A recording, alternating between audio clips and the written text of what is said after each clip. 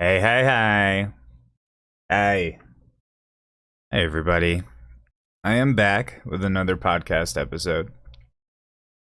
I do apologize for not putting these out as much as I originally said I would, but a lot of things have been going on lately. Just been lots of traveling and had some people over. We'll talk about a lot of it, actually. And some new stuff that we've been focusing on in Destiny for sure. But as you guys know, these podcasts really aren't video game related. They're more just kind of real relatable talk like the streams. The reason that these started, if this is your first one, is a lot of people wanted to just continue to hear stories and stuff like that from the streams. Outside of just gaming and stuff like that. So that's why we started these, but I believe this is episode 3 of the revamped version. So this would be episode 7 overall, I think. And that does not include the podcast that I've been on. I actually have one coming up. You guys should stay tuned. So IGN's Fire Team chat. I'm doing one on Friday, so not tomorrow, but the day after. I'm recording this on the 24th of July, 2019. If you guys follow IGN's podcast, Fire Team Chat, Destiny one, you should definitely check that out. I'm not sure what episode I'll be or when they will air that, but stay tuned for shortly after the 26th, I guess, is when we're recording it. But I'm excited, man. I've never been there before. I've been on a couple of Destiny community podcasts, and I'll be on a couple other community ones as well by just some other community members. So I'll keep you guys posted and everything on Twitter, and I'll post anything that comes up.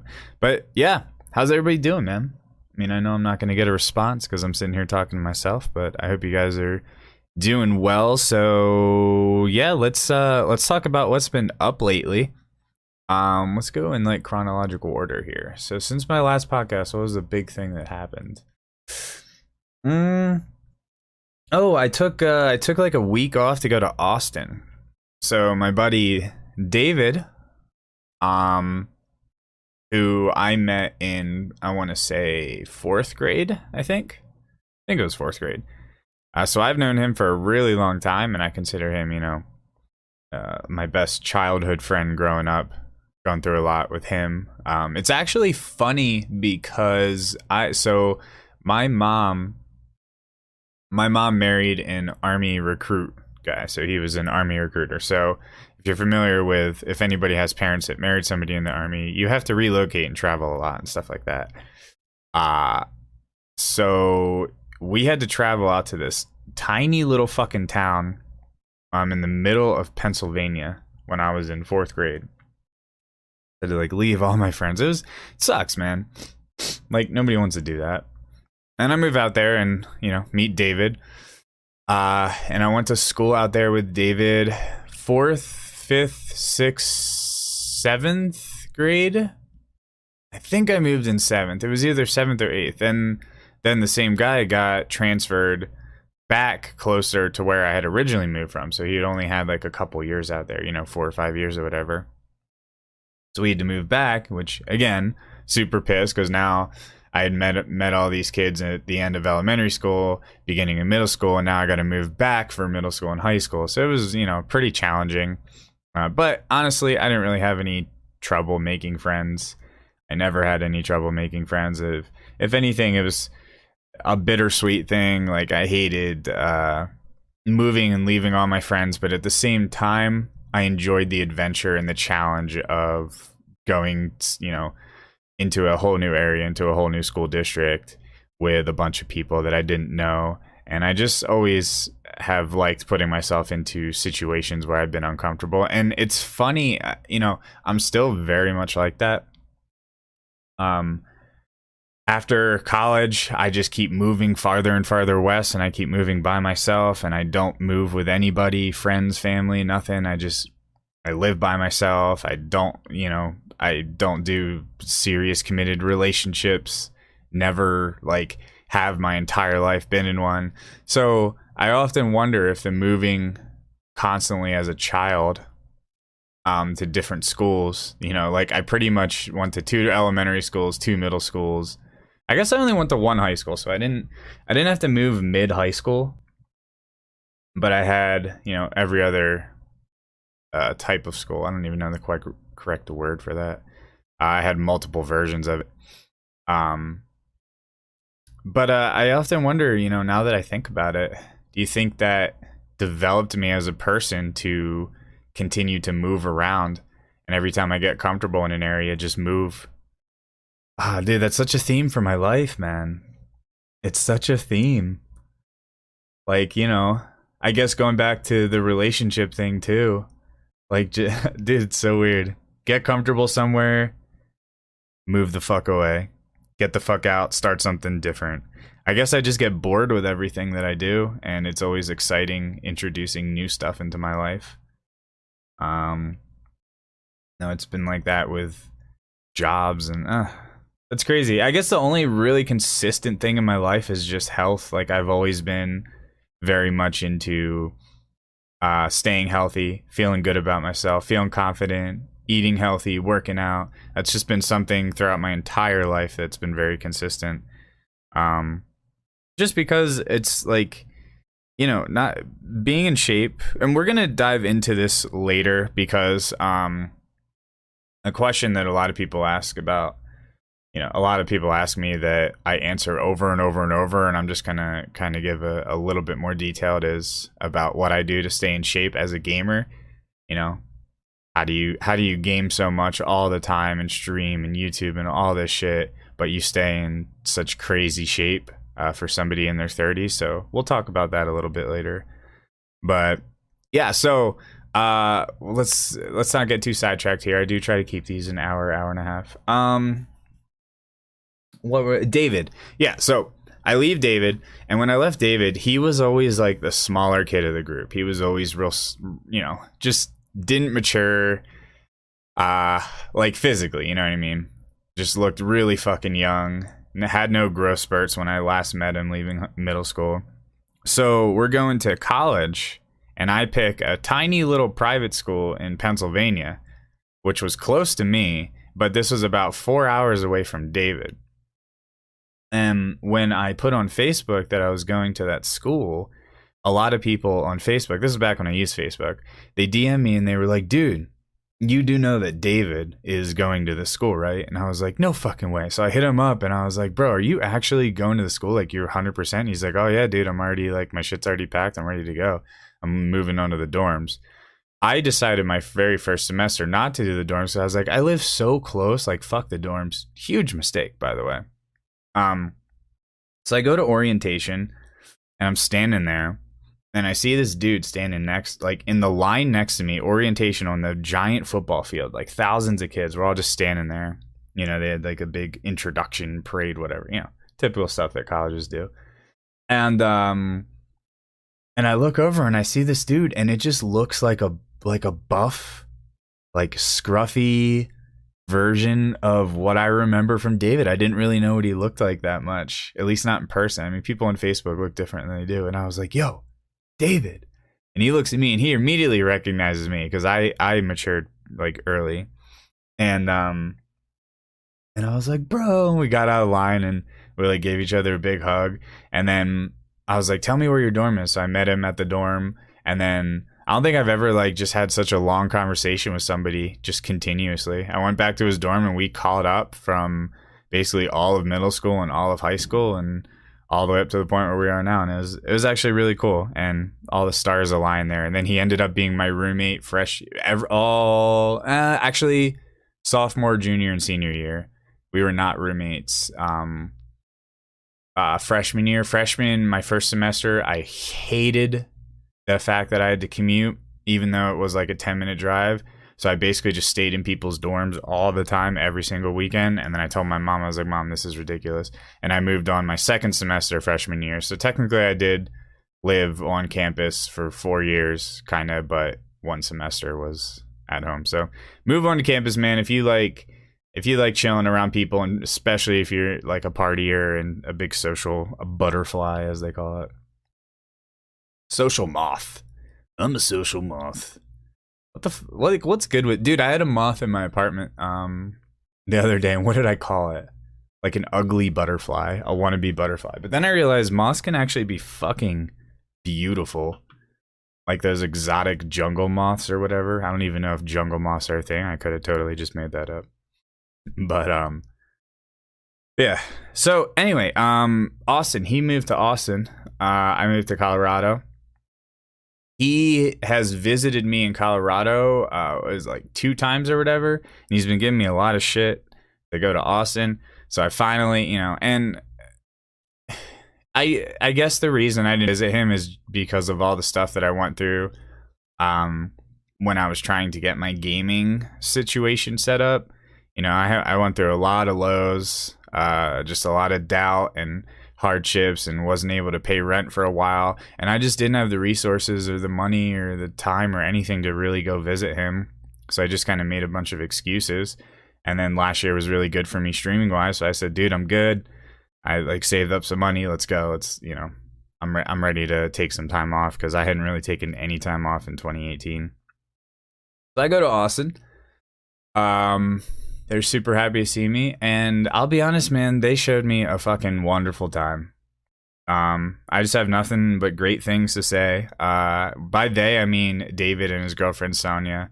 You know, she's amazing, and she's just been nothing but a great addition into David's life, and has shown him a lot of fun times. You know, I know it's a two-way street, but I can definitely tell that Sonia really is a fun spirit, and you know, I couldn't be happier that he found somebody like her. So I got to meet all their friends. I met all sorts of people, and every single night was pretty much, we were just going somewhere to some like house on the lake to party and get fucked up, and you know, just super deep conversations. I definitely vibed and bonded with a lot of people. A lot of really good looking people too. A lot of, like, everyone that they hang out with is like good looking. The dudes are handsome. Everyone there wears, like, their fashion is a little bit different. I don't know if it's just the people that they hang out with, but they you know, the clothing is definitely skimpy, and it's a little bit different. Something that I remember seeing when I went out and partied in San Diego.